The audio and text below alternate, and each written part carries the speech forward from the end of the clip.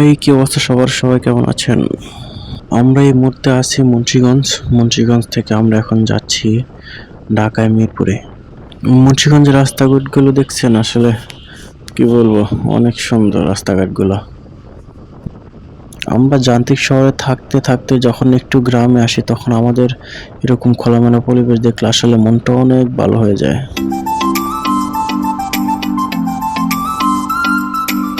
আমাদের একটা গাড়ির তেল কম, এজন্য একটা বোতল নিয়ে নিলাম, যদি কোনো কারণে ওই গাড়ির তেল শেষ হয়ে যায় যেন যে কোনো একটা গাড়ি থেকে তেল ট্রান্সফার করা যায়। এই রাস্তাঘাটগুলোর কথা কি বলবো, আসলে এত সুন্দর লাগতেছে, বলার মতো আসলে কোনো ভাষা নাই। অনেক সুন্দর পরিবেশ, রাস্তাগুলো কোনো কোথাও ভাঙা নেই, একদম ক্লিয়ার। এই যে আসছে রে, আসছে, ঠিক আছে ভাইয়া, এমনই কইরো। যাক, ব্যাপার না, রাস্তাঘাটে চলাফেরা করলে এরকম অনেক কিছু হয়।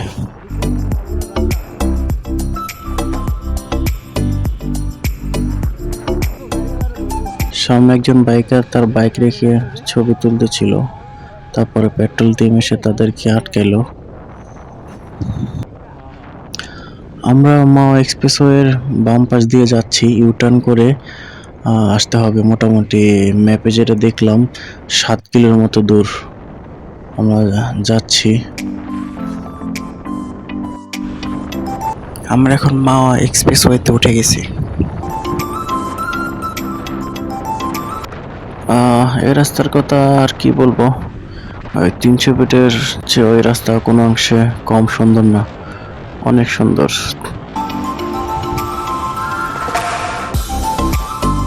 300 ফিট হওয়ার আগে বেশিরভাগ মানুষ এই মাওয়া রাস্তায় চলাফেরা করতো, তো এখানে সবচেয়ে বেশি অ্যাক্সিডেন্ট হতো তখন।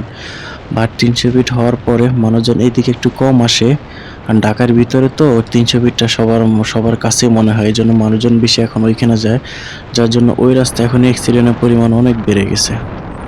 আর এই রাস্তা থেকেও যেটা দেখলাম, ওই 300 ফিটের রাস্তাটা আর একটু বেশি চওড়া, তো এই জন্য মানুষ আরো বেশি ওভার স্পিডিং করতে পারে। ওহ, রিফাত 125 সিসি গাড়ি দিয়ে কি টান ডাইনা দিল, ওরে বাবা, খাইলো দেখি টান।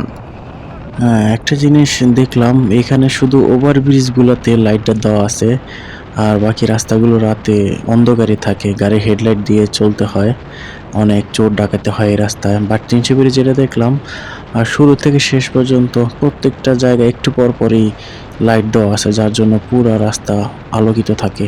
বাট এখানে ওভারব্রিজ ছাড়া বাকি রাস্তাগুলো অন্ধকারই থাকে।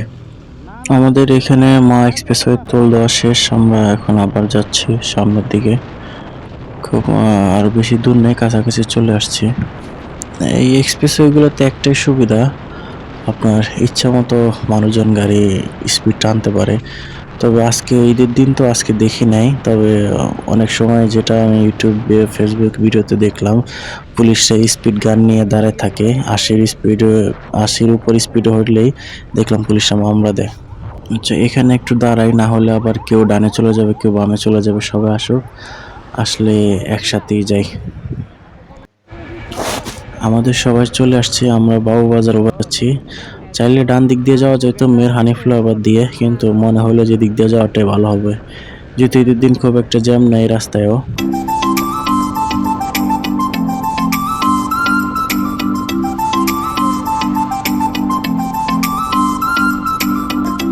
আমরা এখন আছি ঢাকা বিশ্ববিদ্যালয়ের সামনে।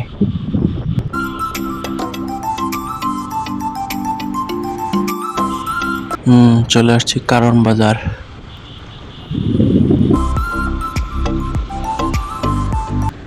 এই কারণ বাজারে এই সময়ে এরকম ফাঁকা থাকবে আসলে কল্পনা করা যায় না, ঈদের দিন ছাড়া অন্য কোনো সময়ে।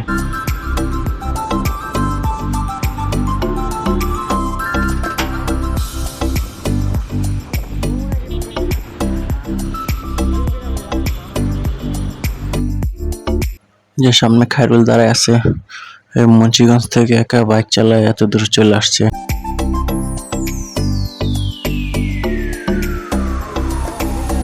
হিসাব করে দেখলাম আসা যাওয়া মিলে প্রায় 200 কিলোর মতো গাড়ি চালালাম আজকে।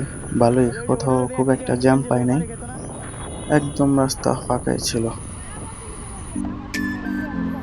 যারা যারা আমার ব্লগগুলো দেখেন তাদেরকে একটা কথা বলতে চাই। আপনারা হয়তো বুঝতেই পারতেছেন আমি নতুন করে ব্লগ শুরু করছি। তো আমার অনেক ভুল ত্রুটি হইতেই পারে। সবাই ভুল ত্রুটিগুলা ক্ষমার চোখে দেখবেন। আর যদি পারেন সম্ভব হয় কিভাবে করলে ভালো হইতো একটু কমেন্টস করে জানাবেন।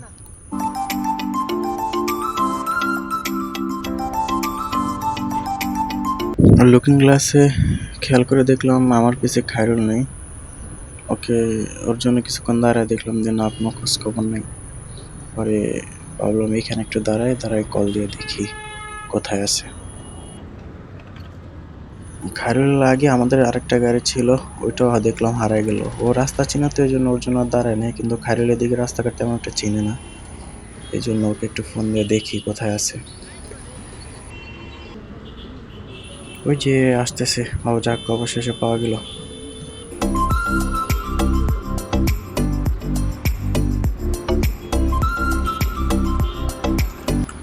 যাক সবাই যেহেতু আসছে তাহলে যাওয়া যাক।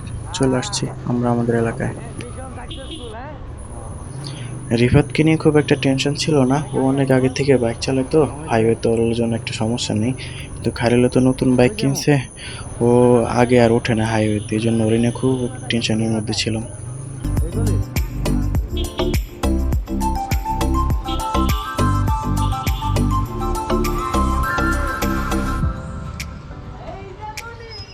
আমরা অবশেষে আল্লাহর রহমতে সুস্থভাবে সুন্দরভাবে আমাদের এলাকায় আইসা পৌঁছালাম। আমাদের জার্নিটা শেষ হইল।